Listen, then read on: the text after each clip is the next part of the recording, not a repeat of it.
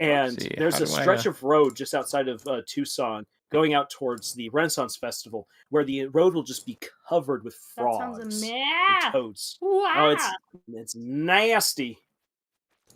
Nasty. Oh.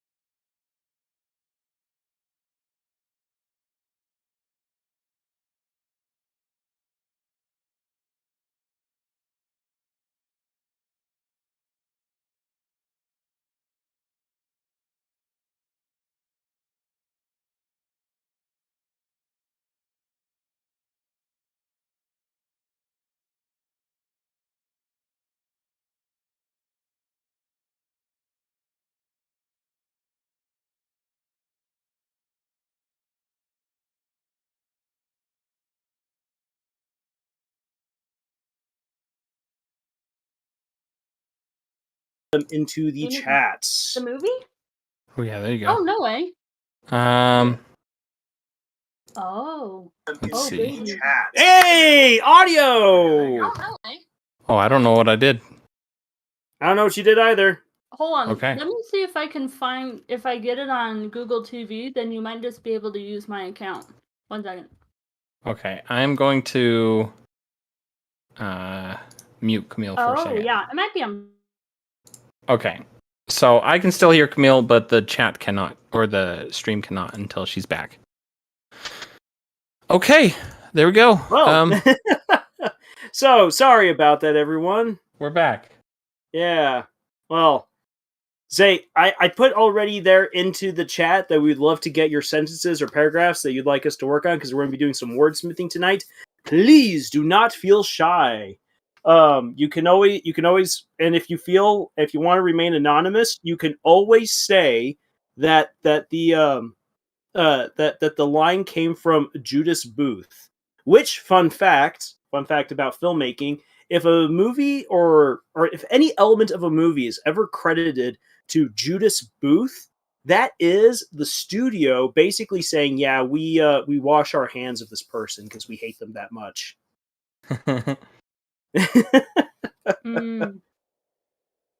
So if you want to remain anonymous or throw an author under the bus, just say that the line that you want us to wordsmith comes from Judas Booth. I don't know how well that will work, but I can't right now. I have the. Yeah. Cool. And does our audio still sound okay? Are we still everything still sound good? And does our audio still sound? Yep, that does. It sure does. Okay, cool. Okay. Wow, that was I have no idea why it did that. That was very strange. Who knows? Who knows what lurks in the heart of Discord? All right. Well, say a little bit of a strange start to the night, but that is okay because we've got some great stuff tonight. If you're just now joining us, we will be talking about stories, giving writing advice as well as we can, while also romancing Abigail. Yes. The hunt continues to win Abigail's heart. I mean, Camille is making good progress. Are you back, Camille? Hello? Eventually Camille will get back. I am back. There we are. I was sorry, my brother-in-law called me because apparently the Demon Slayer movie is out. Available to buy, so I'm gonna buy it on Google TV. Hey, yeah, that's right. I heard that was out. No, that's definitely a must own. Yeah. Oh, for sure. I'm probably gonna buy it later. My phone's having a stroke. So I think I might try and buy it physical because that's one that's worth having physically. Yeah, I feel like. And I mean, it's one of those things that helps to like boost ratings and everything like that. Yeah, gets people in Japan more interested here. But though at the same time, that does come with a bit of a drawback because the more popular anime becomes here in the West, the more likely it is that goobers are going to try to mess things up as they always do. Oh, don't you love those goobers? Nice things. No, nice things don't exist. Mess things up. How? Nice things do exist. People just don't want us to have nice things, and so they purposely do stupid things to take away our nice things.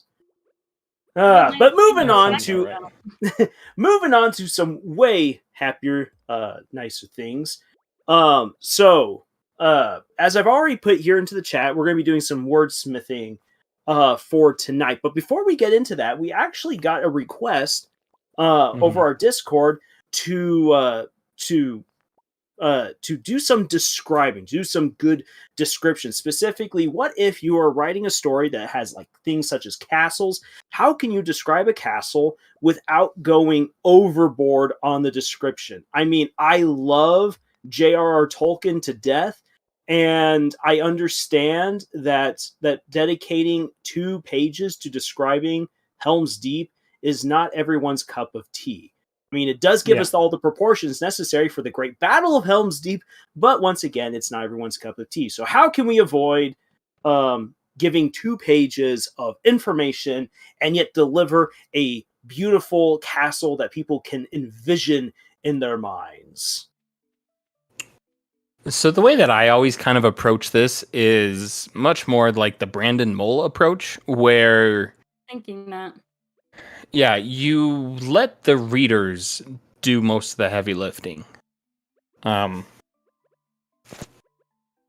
So, like what I would often do is, so if I kind of have like a castle in mind, it's almost like I'm making a sketch of the castle, but I'm not painting it in, so to speak, And so like I let the readers do the painting, so I'll just kind of give the big broad strokes, be like, oh, well, there's a tower and there's this and there's a moat and there's whatever it is.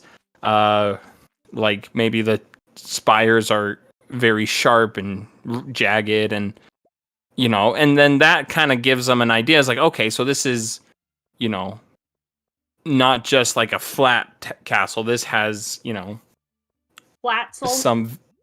has some visual interest to it. And then, you just kind of let them fill in the rest. Obviously, you'll want to go a little bit more in depth than that, but I feel like when it comes to things like settings, the more you can incorporate like more than just the focus piece, the better. So like, instead of just saying, oh, this castle has these, tall spires and stuff, you can say, the setting sun illuminated the tall spires of the castle. That way, it's like if you're describing your world, like the objects in your world with better, like, what's the word I'm looking for here?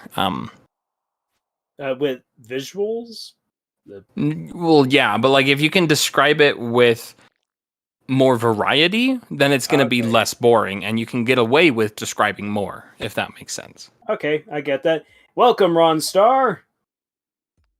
Oh, hello, Ron. Well, I Would you like to join our live stream? I was looking to watch it. So where are you guys? Is it just on here? You're welcome to join us here and chat with us, but it's on YouTube. YouTube. I will switch over. Okay. Okay. Well, Ron, we're gonna Ron. Before you leave, how would you describe a castle in a way that doesn't go into an info dump? To describe a castle that doesn't go into an info dump, Yeah. I would say somebody spent many hours on Minecraft. Yes. I love That's a good that. question. I have nothing of value to add here, so I will just go watch. Okay. Okay. Thanks, Ron. Thanks for joining us, Ron. We'll see you in the chat. Well, I actually do want to say something right there. To build off something that Ron said. That someone spent many hours on Minecraft. Depending on the setting that you are introducing something such as a castle, you can actually have that kind of a description. So as someone like me who writes portal fantasy, meaning that people from another world jump from one world to another world, usually from Earth to someplace else, you can take that. You can have a character, like let's say you have a character who is a gamer, plays Minecraft, gets teleported to some medieval world, and they can look at this castle and just be like, wow, that would take me 200 hours. Like, throw out something ridiculous. So many hours in Minecraft to make because, wow, that's awesome. And you can then get away with a description like that because it would make sense. But I also agree with you, Nate, that like you want to let the readers insert their own descriptions into the story. You want them to add their own flair, let their imaginations flow. You don't necessarily want to dictate everything to them. Now, you can if you want to. If you are adamant that this castle looks a certain way, then you want to make sure that you add in plenty of variety, plenty of descriptions. And what I think, the way that you could probably best get away with it is that you describe the castle through exploring it. Yeah, exactly. Like a great example. So I'm going to take two examples. One example from Harry Potter, one example from me. Yay. So for Hogwarts, like you get a description of what Hogwarts looks like. But then as Harry explores Hogwarts throughout his years at the school, you get more and more details about what there is. Like there's that massive astronomy tower. There is the Chamber of Secrets in the girls' bathroom. You have the Room of Requirement, which is on a particular floor. There are some floors that don't have classrooms, dungeons deep below. And as Harry goes and explores these different places in different chapters or even in separate books, that is where J.K. Rowling then gives some brief descriptions of those areas. So as you learn more, you're able to paint more of the castle in your mind's eye, but then you can also add in your own flair, which we've seen like through fan art, through the movies, because the movies definitely added stuff, or in the case of movies 3 and 4, took away stuff because those people had no sense of visuals. But then also from my own story, I describe actually a massive training ground over the course of many chapters where the main character Ben goes to. When he first goes there, it's a bunch of plateaus close together. They're all interconnected, and he just kind of has this bird's eye view. But when he's down on the plateaus, he gets to learn then how cramped it is, or how grassy it actually is, or hey, there's actually a mud pit on this other plateau. I don't give all of those descriptions when Ben first sees these training plateaus, but he gets to learn more about them as he's on them. So that's a way that you can add in more description without it becoming an info dump. Yeah, and I feel like if if only a short little bit of your story takes place in a castle, then you don't really need to go into excruciating detail about it because it's not going to be all of that important. Yeah, because, if the amount of time you spend explaining it is disproportional to the amount of time you spend in said place, then that's kind of pointless, you know. And then as the reader, you kind of realize like, why do we care so much about this castle if we're not even going to be here for that long? And so, but if it's going to be like a central part of your story, then the better, like what you were saying, exploring this castle will be where some of the fun is, you know, like learning about all these different rooms, learning about like maybe even how it was built. And that would kind of like flesh out to the reader how it actually should look. Of course, you know, when somebody says the word castle, instantly everybody already has a conjured up image of what that castle looks like. And I feel like you can kind of like nudge people's perception of your castle, but at the end of the day, you can't, like, no matter how much you explain how this castle looks, it will always have like their interpretation of it. You know, you can never be like brick for brick, this is exactly how my castle looks, and have the reader, you know, have the exact same vision. And so I feel, and this is just me, I feel like it's better to just leave that interpretation up to the reader in the first place and just kind of give them a nudge to get it, you know, closer to what you're looking for. And that just comes with practice, time, and, you know, beta reading to kind of hit a good balance. Definitely. And I like what Jed has right here. Everything you say needs a purpose. Are the furnishings expensive or cheap, or is it well maintained, or delaminated, or dilapidated? I mean, if it's laminated, why is it laminated? No, but I agree.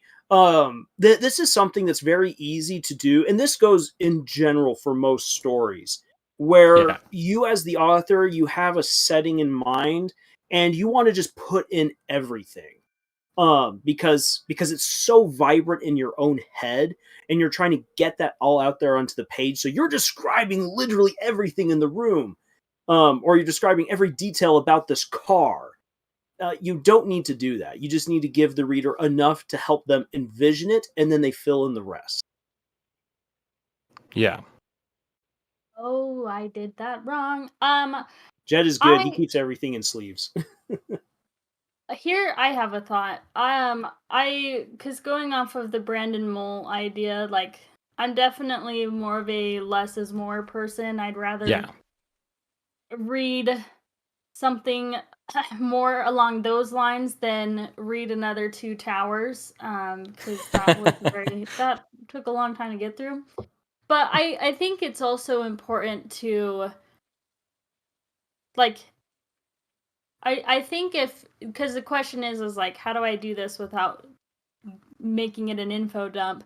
I think it's smart to kind of like just start writing like you are giving a general description of it. And then think about are there any like unique aspects of this castle? And if there are, like, include that. And that will help flesh out the basic outline that you have. And then kind of going off of that, go into not just what does the castle look like, but think about your other senses when you're writing it. So it's like, you know, what is the, like, is there a courtyard or a texture to the like, are the cobblestone streets all wet and like muddy and murky? Is there a courtyard that's like full of people? Does it smell? What are the sounds? I feel like that is a lot more immersive than giving a paragraph by paragraph play by play of a castle that you'll probably move along. You know, it's like that's not the focus of the whole story, but I think like taking into consideration of like what are the senses and what are the unique aspects of this castle will help you not be so focused on I have to describe every little thing about it, because at the end of the day, people are still going, like you talk about, they're still going to imagine what they imagine. So often when I'm reading a book, I will base the setting off of things that I've already seen, Whether that's like in real life or in movies, and my imagination kind of goes from there. Like, Yeah. that's a lot easier for me to base it in something. And some people are just like that, so they're gonna imagine what they imagine anyway. But just some thoughts on that. Yeah. I think number one, what Ron Star said here in the chat is absolutely right. More or less what you just said, but basically he just says it's better to focus on what stands out visually if there is anything. Something like the statues of the knights standing guard on each side of the gate seems to seem to stare out into eternity. So, yeah, focus on what's unique. Focus on what's different about this castle that your characters take note of.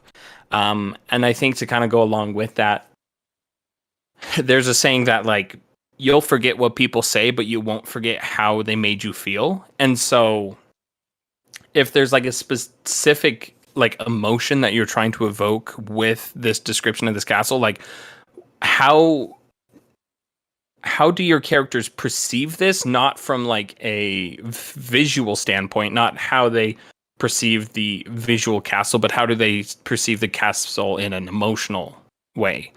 Is it daunting? Is it scary? And like use the descriptions to kind of focus on that. Like if it's, dark and looming and brooding and the characters are staring up at it just kind of terrified because they have to go in and meet the king, and and that could be dangerous or whatever, and there's guards all over and so on and so forth, then it's a very daunting feeling that you're trying to invoke. Or you could have something like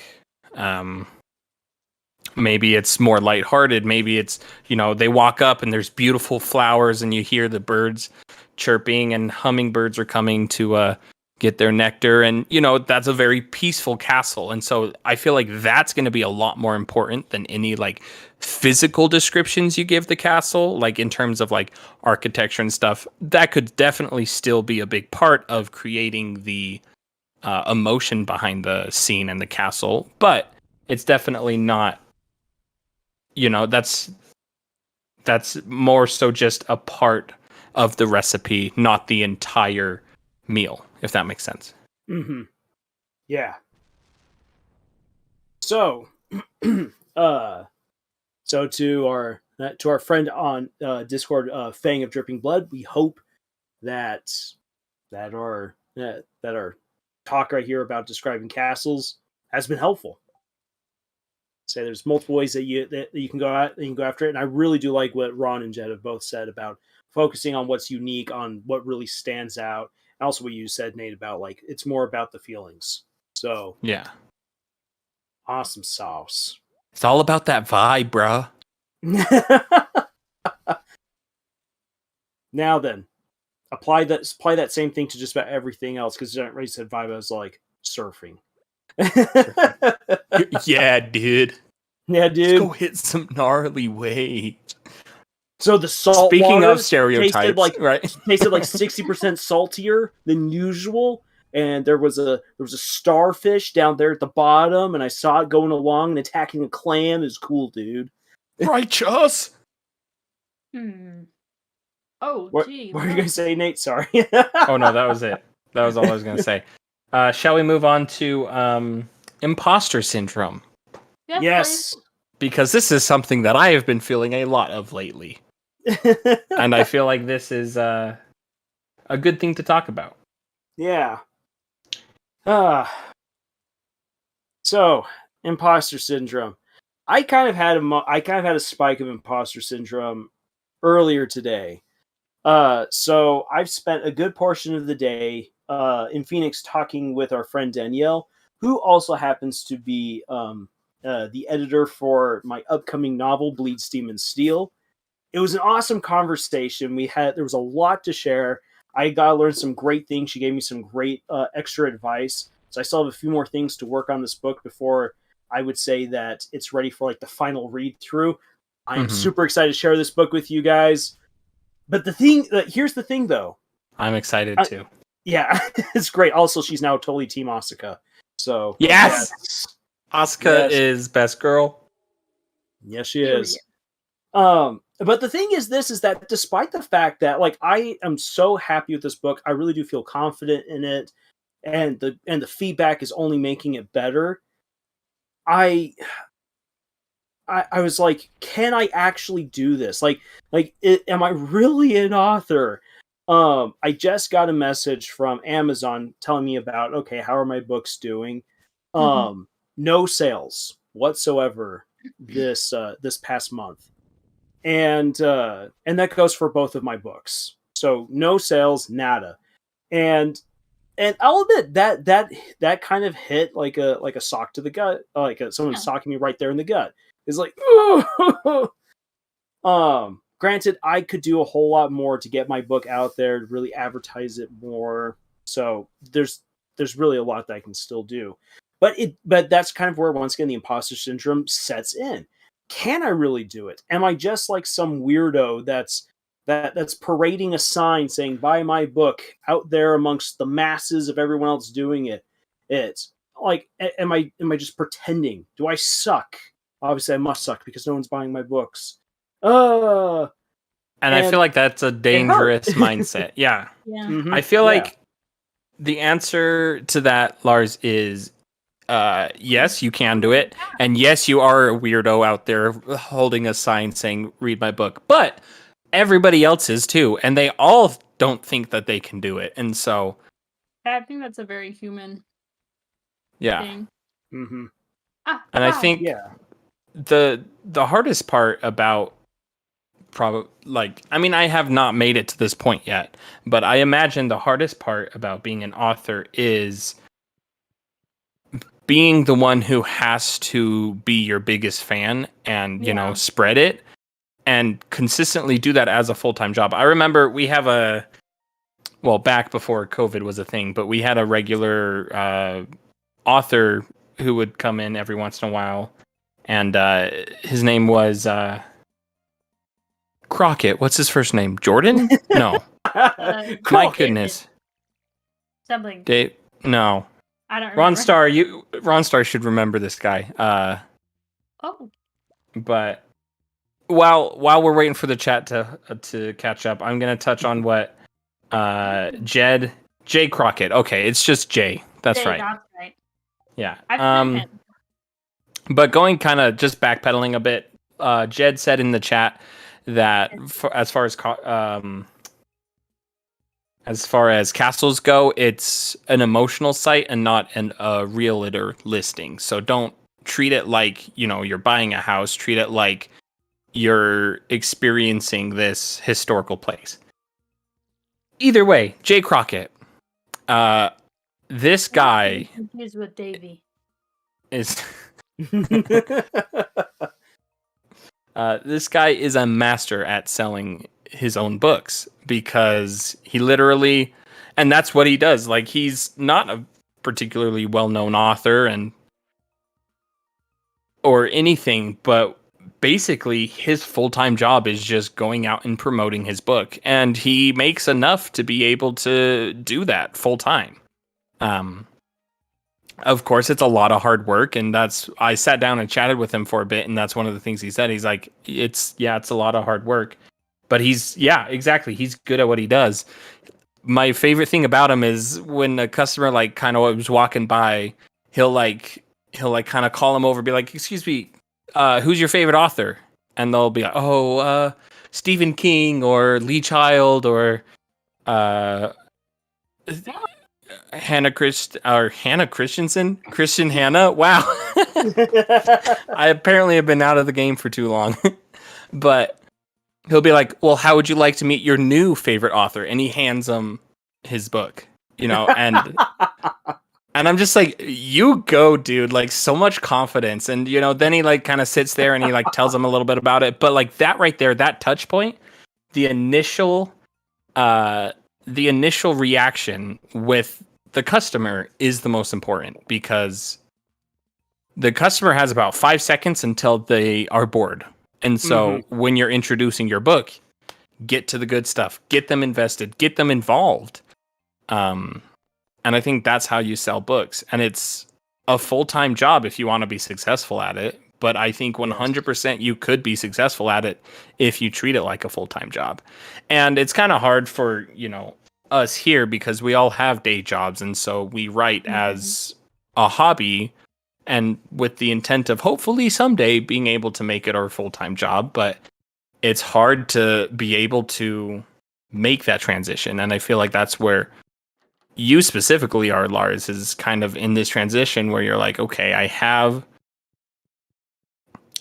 now 2 books, many more in the pipeline, coming out soon, but are you ready to make that transition? And honestly, I don't have that answer for you, but I think it's so easy to just feel like you aren't good enough when that's not true. I feel like nobody is really as good as people think they are, but they're always better than they think they are, if that makes sense. I think that's good. I like that, especially like what you say right there. You're better than you think you are, and that's one of the things that I've had to tell that I've honestly had to tell myself. It's like, look, like by now I've got 2 books published. I've got a 3rd book on the way, and I'm still writing. I'm still enjoying it. And if you can still enjoy what you're doing, and then who cares if you're getting rich doing it? Yeah. Like you're like the only person that you have to let down is yourself. Yeah. And that's something I have to continuously remind myself. And that at least helps me out with my feelings of imposter syndrome, is that I'm still doing stuff. I'm the only one I can let down. So let's keep it going. I want to know more about Molly. Right here, since Ron Stars brought up Molly. Oh boy. Hey, Jay Crockett sounds amazing. I'm already taking pointers. What pointer should I take away from Molly? Yeah. If Molly is who I think she is Molly the one who came in smelling like weed? Nice. And she baked cookies for us, and I'm pretty sure they probably, I wasn't sure if they were laced with drugs, but the possibility was pretty high. They were also very burnt. No. Oh, this is somebody else. Yeah. So I can't remember what this lady's name was, but she basically came in. She's like, "Oh, well, I have this book for you," and we had the book in our store for a while. We had 10 copies, and we hadn't sold a single one, ever. And so she was so demanding. Sounds about right. No, bro. Yeah. This is one thing to keep in mind. Your booksellers don't owe you anything, and so don't expect them to sell your book for you. You have to sell your book to people, and be nice to the booksellers because they can make all the difference. They're doing their best. Yeah, and I look at for it. Yeah, I look at when I got my hands on Ghost Talkers at our store. The book hadn't even existed in the store until Scott had ordered it in and then told me to read it. I read it. I absolutely loved it. And then It's a great book. Yeah, it's a great book. And I sold just about 300 copies of it. And that was a book that had never existed in our store.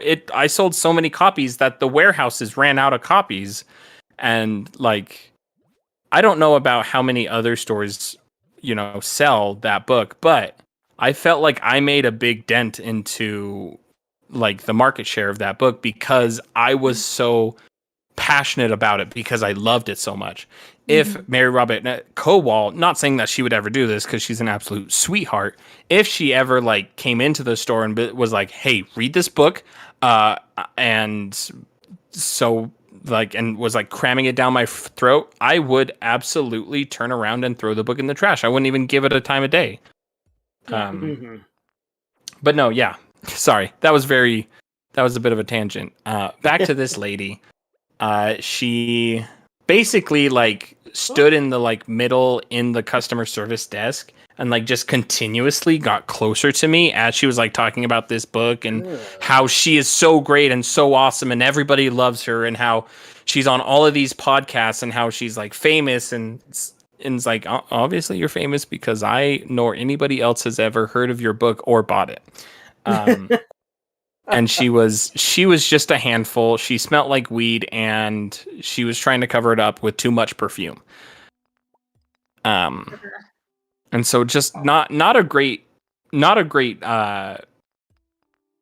first impression, and not a great conversationalist. She like talked 99% of the time and didn't let me get a word in edgewise, and just continued to get closer and closer to me as I would kind of back away.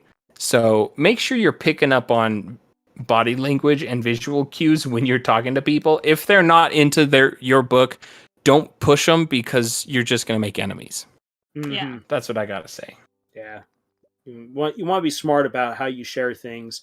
And I think that's a Yeah. topic that we could definitely get into in the future, like how you share your stories with other people. Because like working as a teacher, there are definitely kids that do their own books, and like I want to hear about it, and then suddenly they go into a diatribe about like the ancient history of their story, and I'm like, oh cool, is that what your story's about? No, and I'm like, okay, then why are you telling me this? Oh, because this is the backstory. I'm like, okay, well, what's the story about? Well, before I get to that, let me now tell you about this other thing. And so it's like, yeah, we need to have a conversation about this in the future. But coming back to the topic of imposter syndrome, say as someone who has written books and I've shared my story, how about, I should say more correctly, has published books and has to deal with, oh boy, like how are they doing and everything like that. What about for the rest of you? Since you haven't yet gotten to that point, but I know you guys have dedicated yourselves to your stories. You've all finished a story, to at least finish the first draft. Already probably finished multiple drafts. Like, how do you deal with imposter syndrome? Yeah, I was gonna say we should talk about imposter syndrome just when it comes to writing in general, because I think that is step one.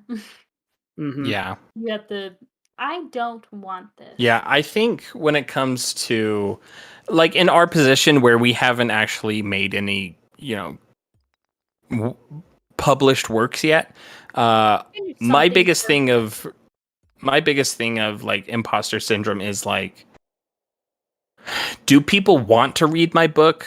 Like, is there even like a beta reader out there who would like it? Is like, people aren't really going to like my book, so why should I work on getting it published, which is absolutely like not the way to approach it at all. Yeah.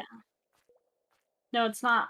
I don't know, because I feel similar. Like, it's funny because with some of my books, I'm like, yeah, that's a good idea. That was good. I am proud of that work. It just needs to be polished, my final drafts. And then other stories of mine, I'm like, this is trash. Who allowed me to get close to a computer to write this? And I honestly, like, I don't know. I don't feel like I'm qualified to be like, here's how you get rid of imposter syndrome, because that's something that I don't think you ever fully get rid of it unless you are a narcissist, frankly. Yeah. Yeah. So it's actually kind of interesting. I'm going to pull up, I actually got a email. So I've been taking a computer science course lately, and they were talking about imposter syndrome, and I'm gonna see if I can find some of those like little sound bits for it, because it was awesome, and it was like right at the perfect time that like felt like imposter syndrome was like hitting me hard. So let's see if I can find it. Anyway, you guys can go ahead and say let's hear more while you're pulling that up. I want to address what Ron Star's written right here. So, said biggest time I've ever felt imposter syndrome was when I was competing against other poets, and I started questioning if I even belonged. What helped me was when strangers came up to me and said that one of my poems spoke to them, and I think that that's awesome. Like that, that is really, really cool. And here's the thing: it's really it's super nerve-wracking to share your work with other people. Like even like even after doing it now, for years, sharing it with people in the harem, sharing ideas with just random people that I meet, it's always a fresh challenge. Yeah. It 'Cause it, it's it takes personal. it takes a lot to overcome that. Yeah. But Yeah. here's the thing. You would be surprised how many people are genuinely impressed with the ideas that you come up with, because so many people have convinced themselves that they're not creative. Right. Yeah. I disagree with that notion. And when you share your ideas with them, it's so great to just watch like their eyes like light up and be like, "Whoa, that's cool." That's a Mhm. Yeah. great feeling. Yeah, Yeah. I like that. I also feel like it kind of it helps to realize like if you're feeling that way, 99% of people around you are feeling the exact same way, you know? So it's like, if for anything, you're definitely not alone in feeling that. And I think going off of what you said, Lars, um, of like how it's hard opening up about that sort of thing, but there's strength in doing so, and it's so awesome to see like I think the more that you talk about it and the more that Yeah. you see other people are like, oh, wow, I am genuinely impressed that you do that sort of thing, because that person might be afraid to pursue their creative interest or Yeah. whatever their passion is. You know what I mean? And Yeah. Mhm. I feel like the more that you it definitely is like an active, you have to actively be, and that's hard, but I feel like that you kind of have to push yourself into that position, because you'll find that you are not alone, and that you'll find people like you who share that love, and you just gave them a little spark of, wow, you're doing that, maybe I can do Yeah. that too. And I think you're not only helping yourself, but you're helping other people, and that's kind of like the whole purpose of the harem in the first place. And that's basically like how we got started, way back when, was like we very well could have just kept our ideas to ourselves, but we didn't. Yeah. Um, Mhm. and now look where it's gotten us. Yeah. Yeah. So Yeah. I think so. To kind of touch base on actually quite a few things that were said in both your guys' comments, but I think specifically like what Lars said about how like a lot of people have convinced themselves that they're not creative. This is actually something that's like a very specific like issue within my story that I address with the main character, because she is kind of in my story Blackwing, she's kind of convinced herself that she's not smart, and she's not creative. She doesn't have what it takes, and that's like kind of what the whole story is about. Spoiler warning, I suppose. But like the the thing that kind of helps her get over that is the fact that somebody kind of sits her down and says, "Look, you are creative. Creativeness never looks creative to the creator, because that's just the way their brain works, and so they don't think about like this as as a creative thought process. They just think of this as like, this is how everybody thinks, but it's not. Mhm. Everybody thinks uniquely, and so that's when we say like, you know every story has been told, but that story hasn't been told by you. yeah, It's like that, because that creativeness that you will bring to it is specifically you. It's specifically unique to the way that you think, and nobody else can think that way. Exactly. I found the words of encouragement about imposter syndrome. oh sweet. And I'm gonna kind of paraphrase some of this to try and make it apply a little bit more to writing. But it says, it's easy to be our own worst critic, but take heart in knowing that you have put in the hard work, and that you know how to write a story. Yes, you. the person who is, worked hard on this story. You don't need to write the best book or need to write every style of books. You just need to bring your own unique skill, hard work ethic, and your hunger for learning and growing and being a better author. And there are and that others out there can help you where you fall short. And that is why a writing group is so important. The best thing about imposter syndrome is that once you acknowledge its presence, you can talk yourself out of the fears, worries that come along with it. Take some time. Peep one of my favorite articles that doesn't really help us any on mastering imposter syndrome. I might actually look into that. And if you don't like to talk about struggles you're having with imposter syndrome, or hear about my battles with it, yes, I wrote here, then shoot us a message. Yeah, shoot us a message on our Discord.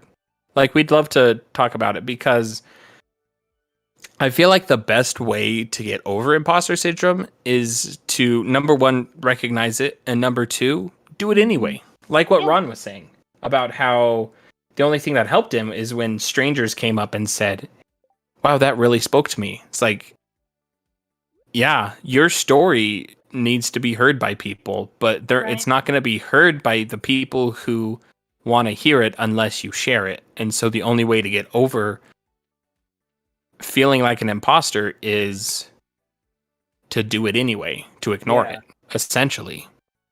And it's hard. Absolutely. Yeah. And I feel kind of just quickly, like, I think acknowledging it is the first step in overcoming it. Like, not even in a writing setting, but I experience imposter syndrome frequently-ish at work. Not so much now, but holy cow, when I first started, I felt it really strong, and especially after COVID and losing my job last year, like, the anxiety that came with it was immense. And I realized, like, when I started, wow, there's a lot of weight that comes with my job, and that's really scary, and I don't feel like I'm good enough. And then I realized, I was like, oh, this is what I'm experiencing. That's imposter syndrome.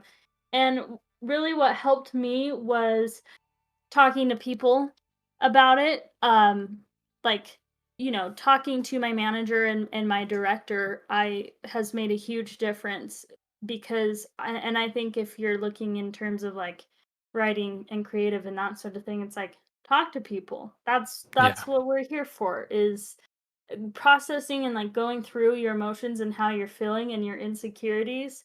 It's a lot easier to deal with if you're not just bottling it up.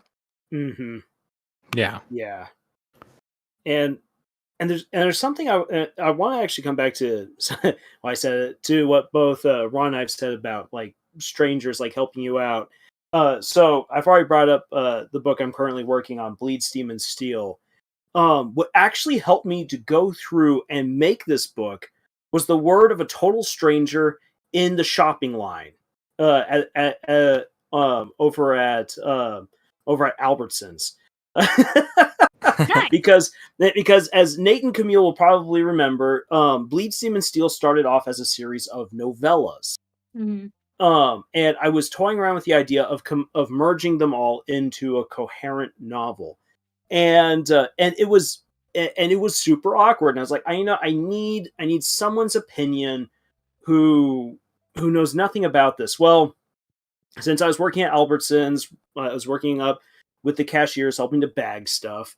And so there was a lull. And so I quickly was like, okay, now's my time. So I started talking with one cashier. I was like, I want to pitch to you the stories that I've written. And now I'm going to ask you, do you think that these would work well as a novel? Well, as I'm explaining this, a guy comes with his groceries and he's listening to me and he's like, go on, tell it, keep talking. So kind of awkwardly, I deliver the rest. I'm like, do you think that these work well as one book? Or should I just keep it all as 4 separate novellas? I know you know almost next to nothing about the story, but what sounds better to you? And the guy, the random shopper, who I never again saw in my life, was just all like, do it all as one book. That sounds awesome. And I was like, if this And the world is better for it. Exactly. It's like this random person right here who only got half the pitch. If he already sounds excited to read this book, I've got to merge it all into one book. Yeah. That was meant to be. It was meant to be. So once again, the power of sharing your works with other people, and even hearing from total strangers, can go a long way in giving you confidence and helping you deal with that imposter syndrome. And I 100% agree with Camille. It's going to be something that you're just going to constantly be dealing with. But if you can at least address it, that's the first step towards overcoming it. Yeah. And I think it's important to surround yourself with yes men. Obviously, you don't want to surround yourself exclusively with yes men because they will not give you the constructive criticism you need to improve your story and make it better. But I think it's important to have a cheerleading section. Somebody who will like sit there and be like, "Oh my gosh, this is so great. Like, I love it. I'm so impressed. I'm so proud." Not yes men, but hype men. Yes, absolutely hype men. Yeah. No, exactly. And, you can definitely have yes men who will give you constructive criticism, but it's also important to have people who hate your story and want to tell you how every way that they would do differently so that you can kind of put it into context on why they're wrong and why you should write the story you want to write. But still, they might have some valid points for you to think about. And so it's like, it's important to surround yourself with a lot of different type of people. Yeah. Yeah. Say some of the best feedback I've ever gotten was from a guy who I wouldn't say he stalked me over fanfiction.net, but he definitely kept an eye on me and would keep coming back and just like be angry at me whenever I posted for one fanfiction. And I'm just like, you have nothing else better to do with your time. One of his last comment was, "Why do you keep posting this when obviously no one's reading it?" Well, obviously you are. Yeah. I'm like, well, but the thing is that they did say something that, like, part of their angry criticism towards me was something that I took to heart and have tried to remember as I've been writing my own stories and not just fan fiction, is characters need to be true to who they are. Yeah. And so, so hype men are great. Hype men get you out of a gloomy situation where you feel like you're just in the pits. And then the naysayers can actually be really good at helping you be all like, well, I'm going to write a story that I enjoy, but also saying like, yeah, that's some valid criticism. I'm going to take that to heart. And I'm going to keep on going just to spite you. Sometimes spite is a powerful motivator too. Oh, absolutely. Camille is very familiar with spite. The queen of spite. Spite queen. Ooh, spite overlord. Can you imagine what kind of like a title that would be like in a story that you read? Because I mean, like Game of Thrones, like I'm not a huge fan of Game of Thrones, as I've made abundantly clear many times, but I do like some of the stuff that's in the story. Like one of the things being like the Queen of Thorns. Like why is she called the Queen of Thorns? Well, because she's sarcastic and sassy to the extreme, and she's going to poke and prod you. So it's like imagine having someone like the Queen of Spite. Like, why do they call her the Queen of Spite? Oh, you don't want to know.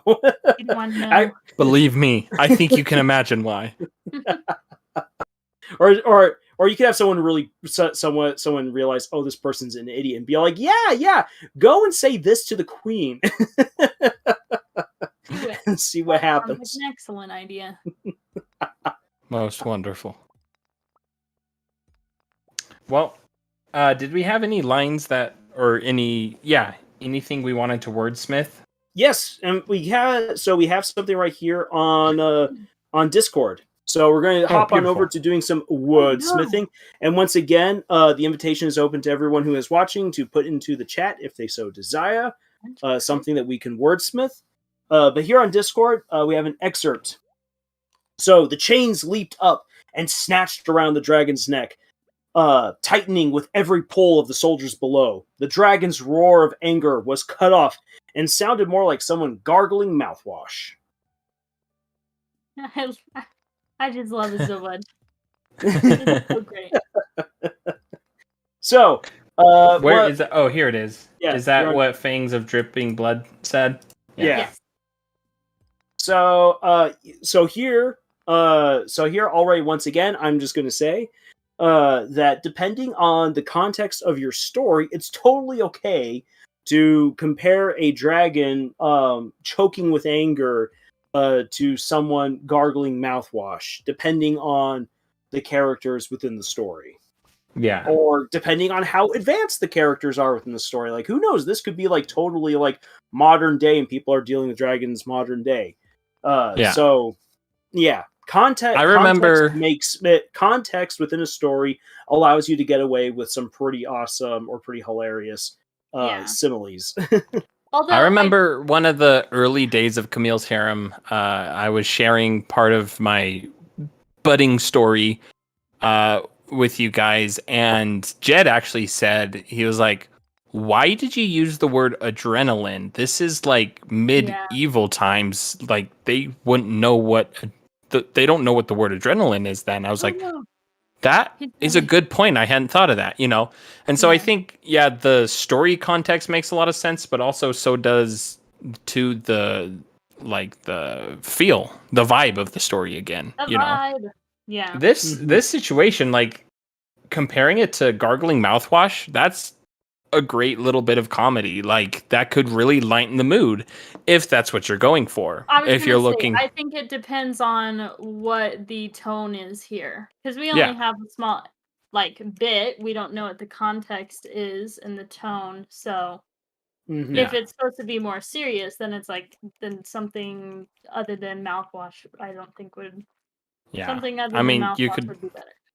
you could probably like replace it with like the blood of 1,000 sheep or something, you know, to make it, you know, a little bit more grim. But Say what I would probably say right here. So for the first part, the chains leaped up and snatched around the dragon's neck. I would probably change snatched to wrapped or coiled. Because I feel like that would probably capture the imagery a little bit better. Because when I think of snatch, I don't think of like necessarily entirely encasing something, totally Mhm. capturing it. It's more like I've grabbed on with my fingers and I'm holding on right here, which is not normally what I would associate, something that I would associate with chains. interesting. So I can envision the chains leaping up, and as I said, I'd probably have them like wrapping or coiling around the dragon because they're going to tighten around the dragon and choke out its roar. Whereas See, a I snatch kind of, work I can that see with that way. I kind of see snatch as like a quick grab, Yeah. like an unexpected. I honestly like snatch better. I feel like, I think it's a good Um, action word. yeah, that's exactly it. I feel like that's a much better action word than something like rap. Like if you wanted, like I feel like it has a lot more like speed to it, you know. And so if you were, you know, trying to say like, hey, I want this action to be very quick, then yeah, snatch I feel like would be a great choice of word. But if it's more like I want it to be secure, then yeah, maybe wrapped or Mhm. trying to think of other. This is one of those instances in which thesaurus.com is really helpful. And a pro tip, if you're using thesaurus.com, don't use words you don't know. Yeah. Don't just be like, this is a fun word, I don't understand what it means, but it's obviously People similar can to tell. this word. Yeah, people can tell. So just, but it's a great way to like, okay, what's another word that I could use here, and just kind of go with which word evokes the feeling that you want this scene to go Mhm. for. Say Mhm. Ronstar actually did like a very small edit to this right here, over here on Discord, and this would work if you want to keep the word Yeah. snatched. The chains leaped up and snatched the dragon around its neck. Yeah. That's the thing. I think you can then keep it in, and it does then flow pretty Yeah. well. Yeah. Yeah. Yeah, a lot of Say- the times when it comes down to stuff like flow, it's I feel like a lot of it just comes down to using the least amount of words that like don't muddle up the sentence.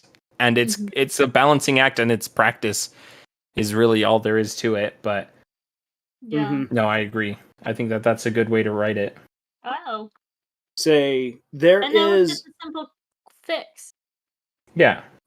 say a simple fix is sometimes the best fix. Yeah. You don't need you don't It need didn't something need a complete truly overhaul. ridiculous. Yeah. Well, I say would here. also I do also want to make on, a go. quick note that if you're writing your first draft, don't worry too much about these kind of things. Don't worry too much about wordsmithing. A lot of it will come just naturally in time. Save that for the editing process. That's honestly my advice. Get your story out first and foremost, and then work on making your story good.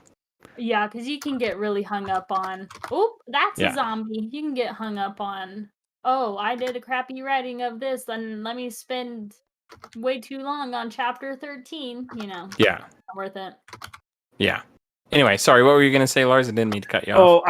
I was just going to say, keep on talking, because one of the things that brought up this whole discussion point about like wordsmithing and everything, besides that it's fun to like wordsmith sentences and paragraphs that we might be having some struggle with, I'm going to put right here into the chat for everyone in the stream to watch.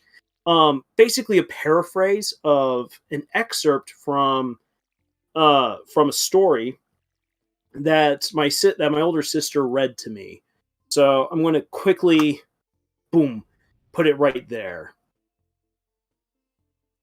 In the YouTube chat? No, it's in the YouTube chat. Okay. I'm going to copy and paste that in. Or will you paste that in the Discord as well? Because the chat will go away once the live stream ends, and we're getting pretty close to the end of time here. But okay. Yeah. Hold on a sec here. I gotta pull up to say this is the issue with trying to run things on two different computers. I will have that up in the Discord here presently, but there it is already there in the chat for you guys to discuss. Yeah. So the photographer suddenly snapped a picture of a passing by artist. It was then he suddenly realized that this day would be unlike any other day. A good trick to seeing how a sentence flows is have somebody with dyslexia read it. Oof. Ooh. Thank you, Ron, for already putting it there into the Discord chat. He's got our butt. On top of it. Yeah. Yeah. Say this is one. This is one that because my sister was looking at this and she's all like, I don't like the fact that suddenly is in two sentences back to back. Yeah. And if I actually remember correctly, because I did say I kind of paraphrased this, it almost sounded to me like it was in the same sentence. The word suddenly being in there twice, and I was like, Yeah. But so when you look at this, and I will provide some context for this right here. So this is essentially a description on the back of the book describing how you have this beautiful, confident, successful woman who she's in her mid-30s, isn't married, would love to have a hubby and some kids, and she goes to Ireland in search of love. And on the day that she's at this one castle, there's this photographer who's taking pictures of people just passing by. It's an overcast day. It's a boring day. And then he suddenly takes a picture as this lady that looks like an artist walks on by, and then suddenly his heart begins beating, and he knows that this day won't be like any other day. And thus the story begins. That's the basically the hook at the back of the book. And I mean, if you're into gushy little love stories, then this probably is going to do just fine for you. And there's nothing wrong whatsoever about presenting that part of the story of like, oh, this photographer thought it was going to be a boring day until he saw her and snapped a picture of her. So how could we take this description and wordsmith it so that way it might be something that might be eye-catching to people who aren't just looking for a fluffy, cute romance. I'm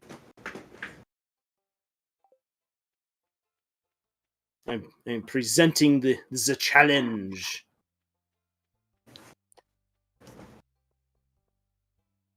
I don't know. There's a lot of words with the letter P in it. And that bugs me.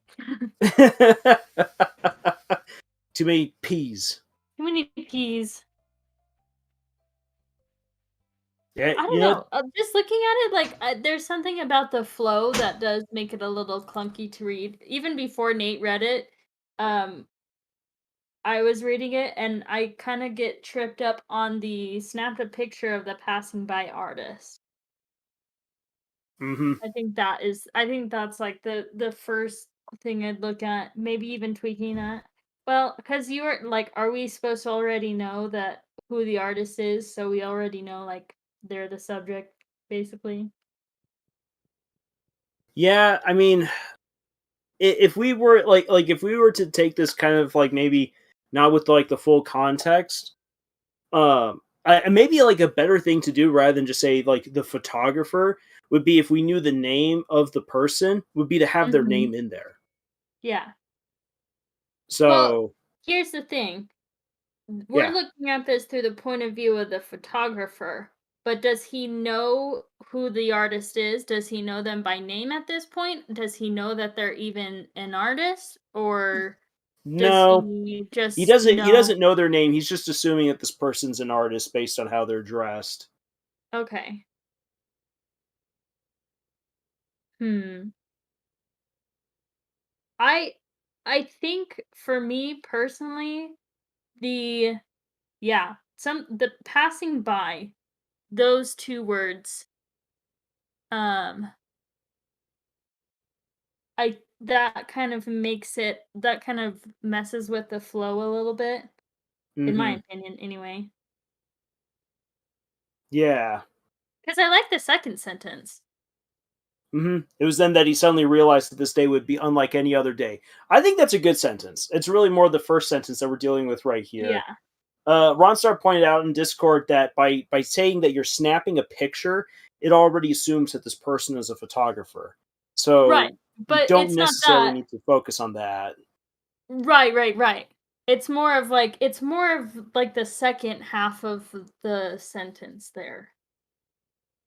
Because Maybe. it's like we're getting the context that they're an artist either by the photographer assuming that they are, or that context is there specifically for the readers to realize, oh, that's the artist we're talking about. And that's hard to tell. Yeah. Let's hear it. Jed says, as the photographer lowered the camera from his latest subject, he somehow knew his life would change. After a day of photographing tourists, this woman was special. He knew he could catch her as she. ... Well, that's a little ominous. And she what, Jed? As she what, Jed? As she Jed, what? please. As Jed lays out a trail of Oreos. Come to me. It's a trap.